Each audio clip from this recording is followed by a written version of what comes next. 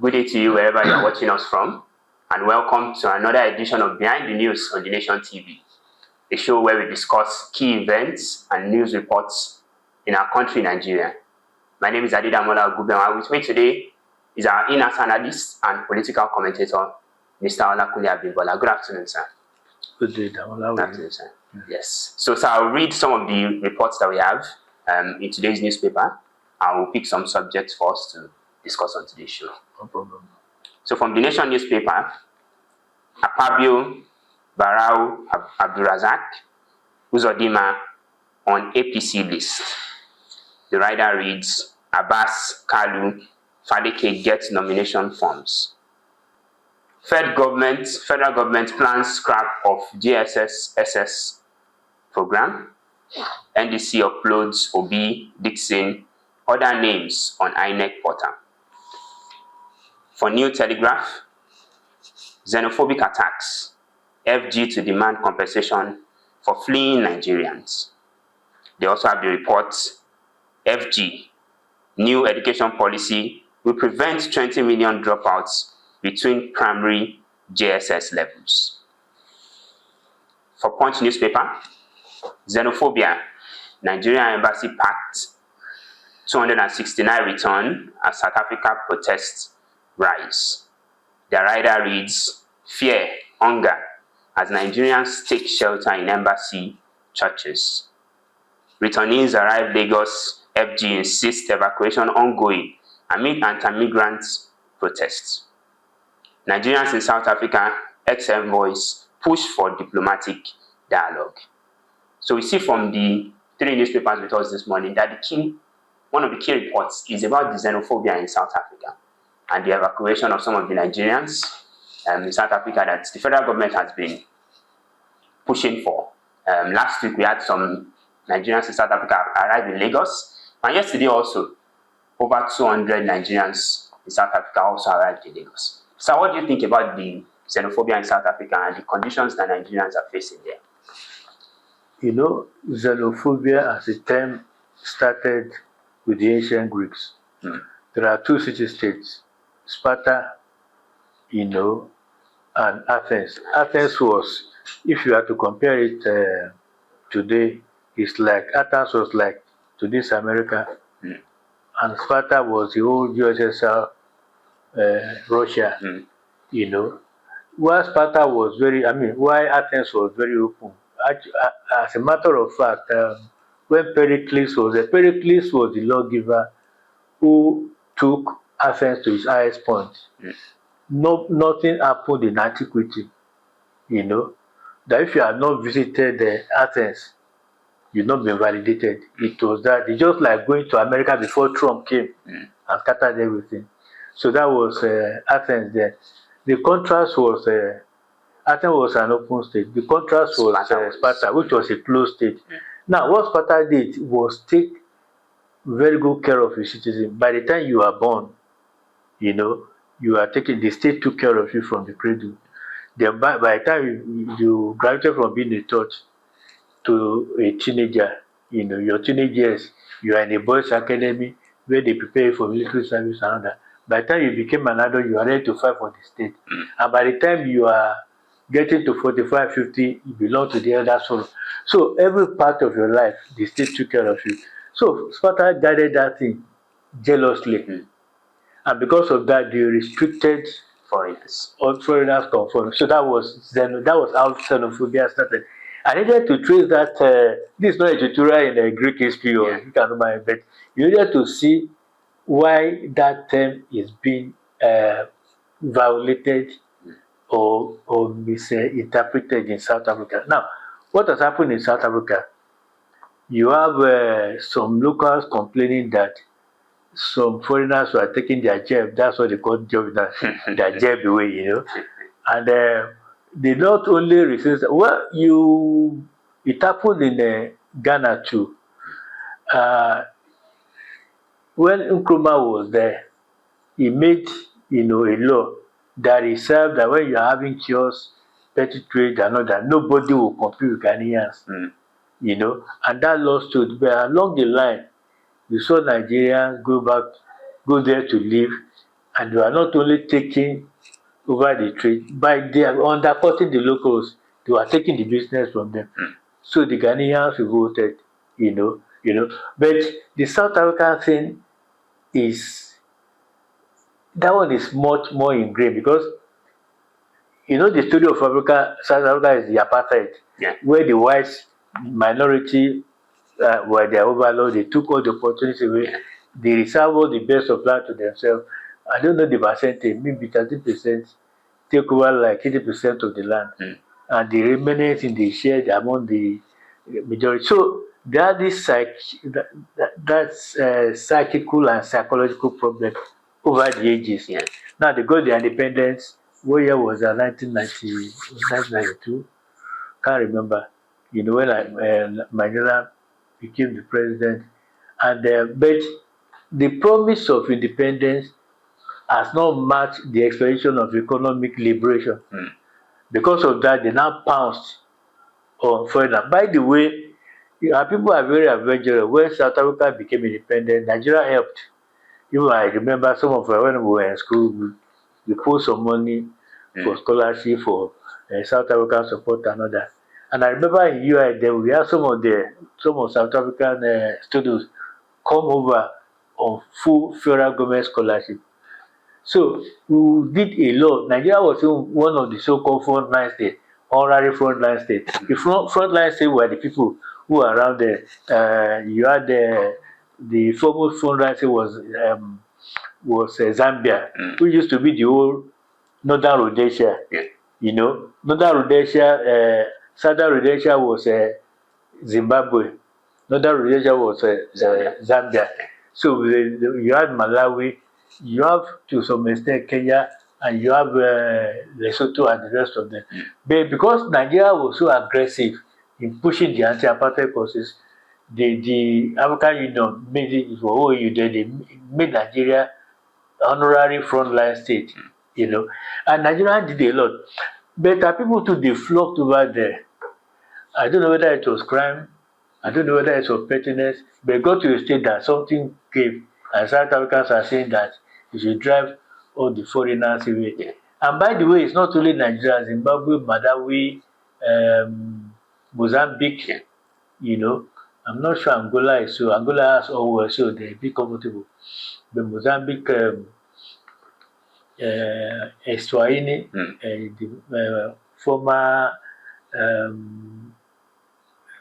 not the Switzerland, Swaziland, former Swaziland, they are victims of South African xenophobia too. I would say that it's a disgrace. In as much I want to empathize with the locals for seeing that they were not really having enough opportunities to gain from their independence, and they have to contend with foreigners who are more driven and more motivated, and who are grabbing the opportunity. I don't feel that they should have resorted to mob action, which is what they would have done. If they are saying, okay, South Africa has okay, we are doing xenophobia because we are putting a place in place. We don't want our citizens to share a benefit with others. As Sparta did, maybe I would have understood. But what they were doing, and the government is in collusion with the mob, is that the facilities there are not enough to go round. The oil polloi, or what was it, Talakawa, they were complaining. What you call the Mekunu were complaining over there. And the government is now trying to sort of hide behind that to corroborate, to conspire with the mob to drive people away. That's where I draw the line. The South African government has been a huge disappointment. Even if they are illegal aliens, the law should take care of it. They should not descend into mob action. What they have done is descend into mob action, and the government gives them some sort of a stylish cover. It's like you are hiding behind the finger, everybody can see. So that's the most important, the most outrageous thing. But I haven't said that. I feel that Nigerians that feel that how to solve their problems to run away, this reality check. You don't run away from your problem. Come back and fix your country. I don't agree with the xenophobic violence and all that. There's something somebody said, go back to your country and fix it. Yoruba will say Pelelubi Olako. You say sorry, you could be well such a peaceful and sweet. Yeah. Say sorry now, could be aggressive. They said it's a very aggressive manner. They haven't said that we should learn to fix our country. Because those countries we are going to, some guys have, they sweated for those places to be fixed. And South Africa have not even fixed everything because they have the crisis of apartheid. I don't think they are even doing more to fix. So, for me, the lesson for Nigeria is after all the bitterness and all that, they fix. But in the news too, they said that the government is going to ask for compensation for people who are doing it. I support that in total, but there's a caveat. The caveat is the government will have to prove that these people are not illegal aliens, they are not engaged in criminal activities, and they were just a victim of pettiness and malevolence. If they can prove that, the government should sue and should take the compensation. Is that right? In a sense, that can be also a bit difficult to prove because it's a multitude of people. Yeah, well, they have data. I mean, they have data of these people. They have their law. They have their police reports, police details, and all when they traveled, their life in South Africa. Exactly. Then if you are arrested for any crime, you have a mugshot. You see, their security data is there. So if they're able to prove that they don't belong to these categories, and they are honest, and they got to the country duly satisfied, and yet they do them well like if they deserve control. I think the government should follow that aggressively. Hopefully, our government can be able to continue to engage the government of South Africa, seeking some diplomatic relations with them and some solutions to the problem of xenophobia. One other report that is also common in these three newspapers is the JSS and SSS reforms. So, in the past few days, we've seen reports about how the federal government is looking to reform some, for example, the National Youth Service Corps. There have been some indication of reforms there, and now with the educational system. So it seems like the president is really bent on making some changes as relates to the educational sector in Nigeria. For example, about this JSS and SS, there's reports that 20 million dropouts between primary and JSS, and the government is looking to stop these dropouts and improve the educational system. So what do you think about these reforms? The NYSC on one hand, the JSS on the other hand? Well, let me start with the NYSC. It's very welcome. What they are doing is normally to take 4 weeks for but they want to make it 6 weeks now to look into 222, and they have the first is civic education and all that. The other one is the last one is entrepreneurial training and the same category. It's very good because at the end, okay, the middle one is the coaching, the training for another. Then the last one is to applying those coaching skills to apply it to what you study. You may have studied English like I think to everybody that make even if you studied English, what can you do? Do you want to do publishing? For instance, you want to work in the book publishing, or you want to go into the media, or you want to do a sort of okay, let's say you did linguistics and African languages. You want to set up a sort of forum to have translation, to have other works translated into Yoruba at a regular cost. These are businesses, and there's a way you can find the market for them. So you don't feel that because you study English or philosophy, you don't have relevance. You have relevance. I'll tell you something. When we were in the US, somebody was, we were in the classics class. Classics is Greek and Roman history. I just told you about Athens and Sparta. And what somebody just said with his 9 remark at the back, you see, this guy say he's teaching a classic ancient history. Even people who study modern history, they get it done. The professor head, Professor Ilivary, I remember him very well. God bless him. I don't know if he's still alive now. We used to call him Solon. Solon was one of the lawgivers. I mentioned Pericles. Yeah. Before Pericles was Solon. Before Solon was Draco. All of them have stories. Solon is supposed to be one of the wisest in the world, like Solomon. Draco, Dracula, Yeah, very Dracula wicked. and- Pericles, highest form of civilization. Anyway, that's by the way. So the man now said, okay, what did you say? Please repeat what was. The guy was. He said, no, just repeat it. He said, the man now said, look, he said between America and Russia, they were having geopolitical play. So that wasn't the first time. He said the Persians, Iranians today, Persians of old, Yeah. Not all represent, but that. He said they were sponsoring conspiracies in the Greek channels, which for the Peloponnesian War. So it's not today that nothing is new. Whatever is happening today, it had happened before. Yeah. And if you have the knowledge of that, you can apply it today and apply a solution. The guy was dumbfounded, and that's the thing. So let me I went to all that to prove that the NYC thing is welcome.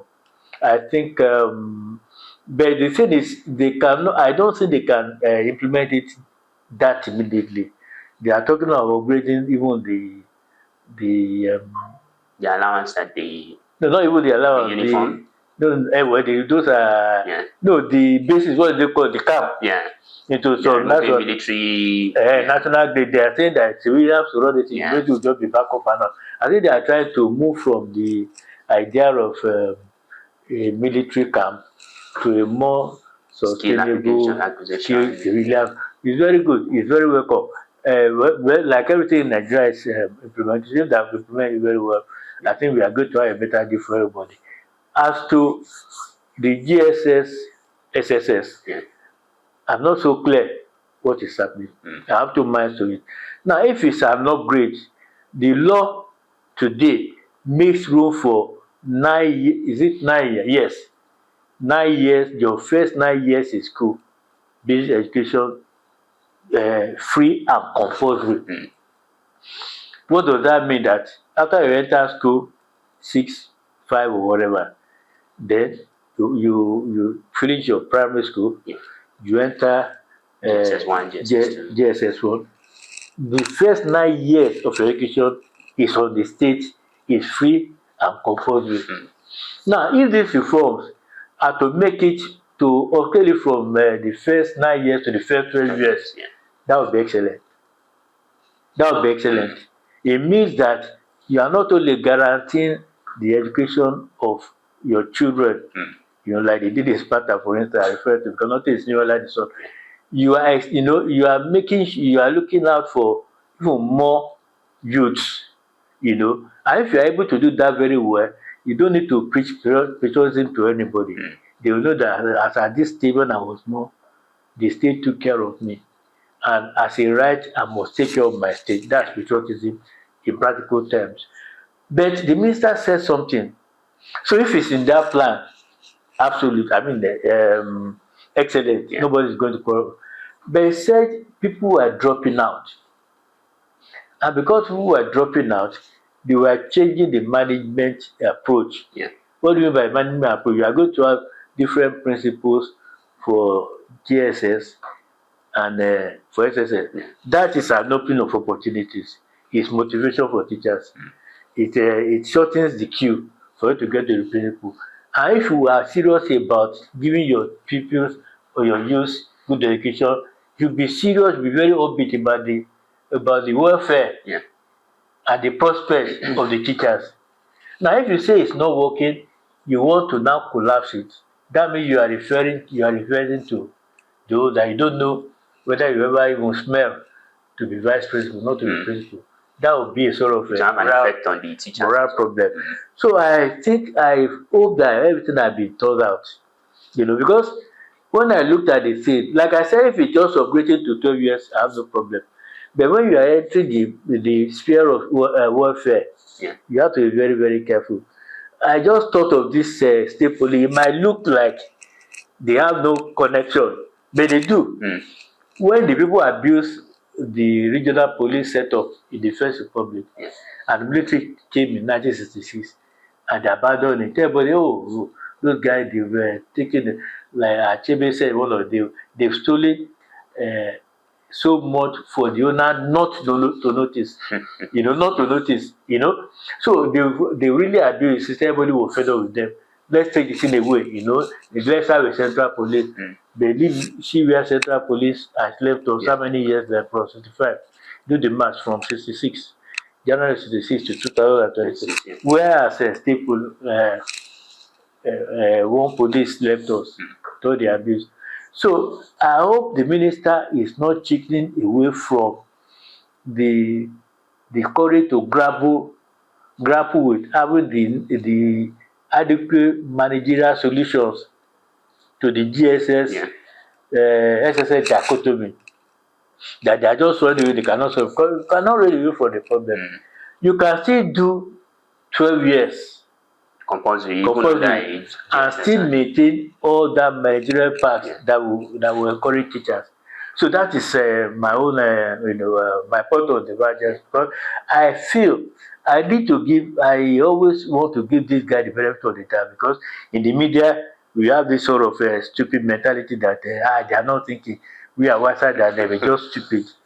Nobody is smarter than anybody. This guy do a lot of work, and before they press any policy, and I want to believe that they've given you a sort of robust thinking, So, but I feel, I hope they have done enough thinking to do that. If they can solve the welfare thing, maintain the perks of the teachers so that they will stay motivated and all that, and they want to extend an excellent idea. Excellent. But if you are running away because people are and another thing, when this thing started, the idea of GS3, GSS was that some people are not intellectually or academically inclined. They are more practical. So those ones, when they get to GSS3, they've got enough literacy to do whatever business they want to go into entrepreneurship. So they can branch out, go and trade for skills in artisanship and all that. And with your education and your skill, you can compete. If you go to all over the world, Germans, English, Americans, and all that. In fact, those people who are pushing Trump to the white people who are pushing them are those practical guys who felt there are lost opportunities for people who are more educated, foreigners who are more educated. Nigerians there, for instance, you won't go and pick any master's PhD. You go and pick and you are going to be at top. And they said that this guy from where the hell are they from? So they are those who are pulling, and Trump is just the face of it. So if you are able to, so that was the idea, that you branch out and have your, but it didn't really succeed. I remember when I was doing my youth service, even the teachers did not understand the concept. I remember the people telling them, I did my, what year was that? 85, 86 years. 85, 86.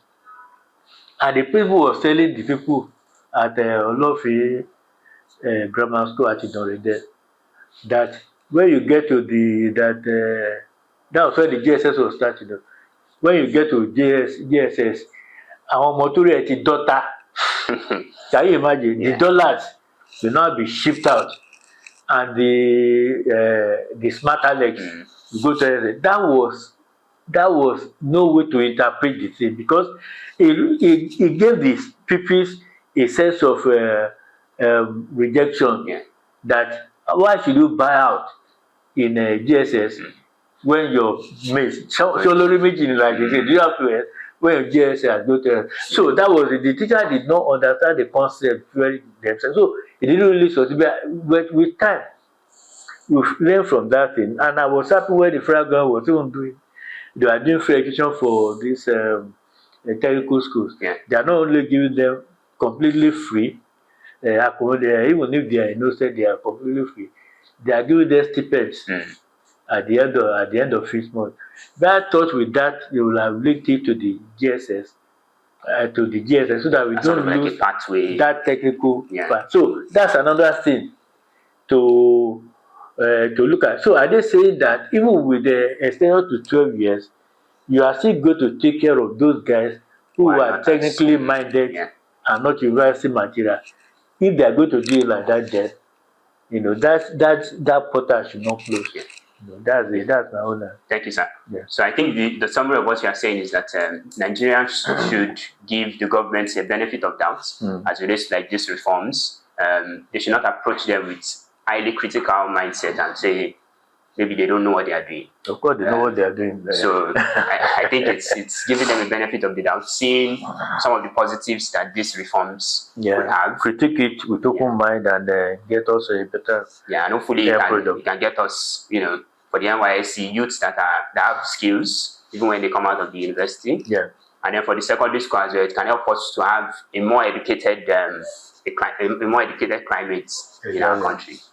So the last thing I wanted us to discuss is that in Lagos, in the past 2 days, rain has been causing a lot of things for us. And one of the trending reports is news of floods here and there. And I think the question is just, what is causing this flood constantly? It seems like in Lagos, we've had this history of floods anytime the rain falls, but it always seems like we are not prepared for it. So what are the ways in which you think the government or even the citizens can adapt to this? Well, the thing is both structural and man-made. Structural, that is global warming, more volumes of water because of the freezing, dissolving ice all over the world is pouring. And Lagos is under the I don't know the level under the sea anyway. So we are always going to have that sort of challenge. That one is global. There's nothing we could do about it. All we can do is to just master our environment and see how we can show ourselves. But the most important cause is self-inflicted. We have this lousy attitude to the environment. Look at all over Lagos waste. Every median you have people. Go and see the median and Ladipo there. It's a refuge center. Who does that? If you go to Ilasa, or where they call Lazard, there's a market there. The drain there is waste. Go to Yanosolo, waste. Who does that? And when rain falls, all those waste choke the channel. And you tell me that you don't have flood. You are going to have flood now. There are no two ways to it. So we need to re-educate ourselves. Ironically, it happens every year. We shout, Lagos is being flooded, and all that. When the rain stops, we resort to the same thing. That's one part of this.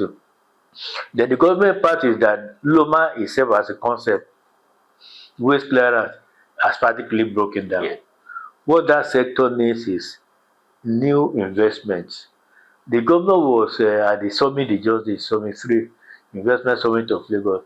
He was saying that they wanted infrastructure in transport, roads, water, beautiful.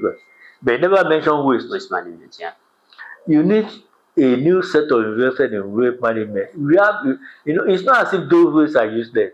You can turn them into bio-waste to power electricity.